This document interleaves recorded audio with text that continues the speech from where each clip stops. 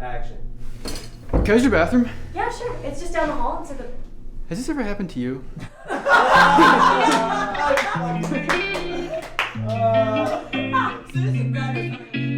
Hey everyone, welcome back to Helium Turtle Studios. Today I'm going to walk you through some of the shots that we got for A Nathan Danger Christmas, which itself was kind of a longer form version of what we did for Film Riot's 1 minute action scene challenge, which you should also check out.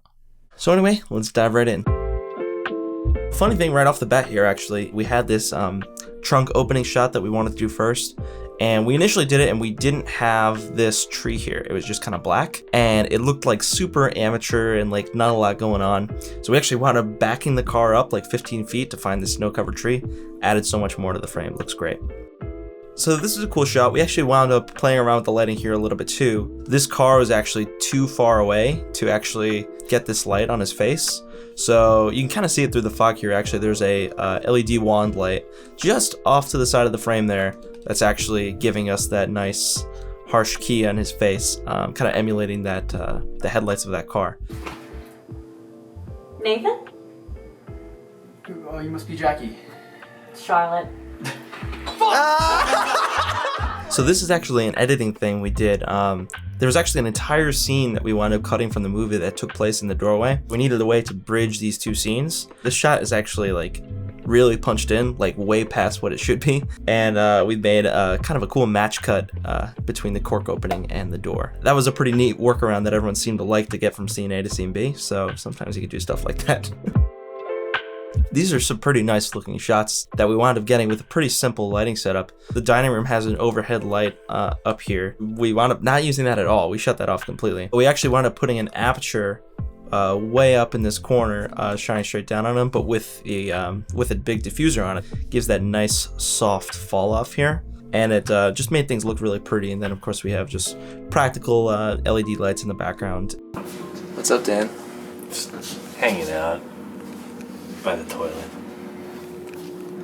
This out when I You see the floor though, don't you? I can either choose to or not. Like if we put the mat there? So the bathroom scene wound up being a challenge for a couple of reasons. Mike and the guys had come up with some really interesting choreography that was very difficult to shoot because the space was so confined. In order to make it look this way, I was using a really small, I think it was an 8mm micro four thirds lens because I was like right up against the wall. We also did like 15 takes of Raj getting hit in the face with that spray bottle. Action.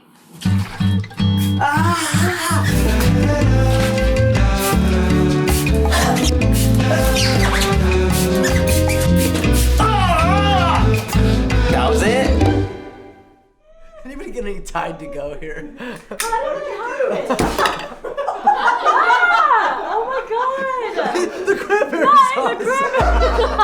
This is probably one of my more favorite frames. It's the same lighting setup as the beginning with the 120D on this side. The only difference between those two shots is because we got the smoke perfect in this frame. It's just enough to be noticeable to give that little bit of contrast drop, but just subtle enough where you don't really know why it looks so good. That's what happens when you make the smoke volume right in a room. Well, and another thing too that's affecting this is that the background is, it doesn't look like it, but the background is also lit subtly, because if it was pitch black in there, it would be pitch black. So now here's a fun shot. I wanted to have our actor here stop cutting his meal for like a dramatic moment, but we didn't have him do it, so I thought of it, how could we fake that? What we did in post, I did a gradual slowdown of the frame, speed ramping it all the way down to 0, and all I did was interpolate those frames, and I added some fake camera shake, and it wound up getting like just to the point where it was kind of believable. So sometimes you can do random crap like that too and make stuff work in the edit. So for the outset stuff, again, our lighting setup wasn't too complicated, but wound up working pretty well because we have some natural color contrast coming from the orange inside lights, which we pushed actually with, once again, the aperture. Ooh, look, I'm gonna make this into, nah, it looks like a lollipop. With the aperture coming through the window there. And then outside we already had some blue Christmas lights on the porch working for us, and we pushed that once again with an LED wand, just to give some more exposure on his face, so we get this really cool blue on the right side of his body. On this side, we didn't do as good of a job, I think, of pushing that orange light on the right side of his face now, because we're not getting that same kind of cool color contrast. So we could have done a better job, I think, on that angle. This shot is horrible because we ran out of time here, and and it was like 20 degrees out, and we were just trying to get the thing done. So I said, of course, on set, screw it, I'll just crank up my ISO, we'll fix it later. Not the best solution to any problem, but it was a quick shot, so it is what it is. Yes. Yes. Do it. Like old times? Don't say anything. Just hand me the glasses.